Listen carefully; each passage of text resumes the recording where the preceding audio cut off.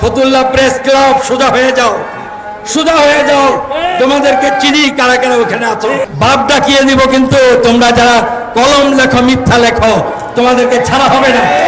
চোর, মাঠ চোর এমন ব্যক্তি একটা একটা সংবাদপত্র কিনেছে নারায়ণগঞ্জের। মুহাম্মদ গিয়াসউদ্দিন ছিলেন নারায়ণগঞ্জ জেলা বিএনপির সভাপতি। 5 আগস্ট ফ্যাসিস্ট সরকারের পতনের পরে হয়ে ওঠেন দাম্ভিক। শুধু নিজ দলের নেতাকর্মীদের হুমকিই নয়, সাংবাদিকদেরও বাপ ডাকানোর হুঙ্কার দিয়েছিলেন তিনি। জায়গা দখলকারী, লুটেরা, মাস্টার ছিনতাইকারী ওই ক্লাবের সদস্য। এসব কারণে ব্যাপক সমালোচনার মুখে পড়েন তিনি।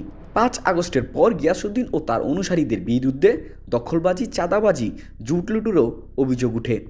এসব অভিযোগে স্থানীয় নেতাকর্মীরা কেন্দ্রে অভিযোগ জমা দিয়েছিলেন। অবশেষে দীর্ঘ তদন্ত শেষে আজ দুপুরে গিয়াসউদ্দিন ও গোলাম ফারুক খোকনের নেতৃত্বাধীন কমিটি বিলুপ্ত ঘোষণা করে কেন্দ্র। কমিটি বিলুপ্তর খবর ছড়িয়ে পড়লে জেলা জুড়ে মিষ্টি বিতরণ করেন বিএনপির নেতাকর্মীরা। তাদের দাবি, ভবিষ্যতে আর কোনো দখলদারকে জেলা নেতৃত্বে দেখতে চাই না, ত্যাগীদের মূল্যায়ন করেই যেন কমিটি দেয়া হয়। উজ্জীবিত বাংলাদেশ, নারায়ণগঞ্জ।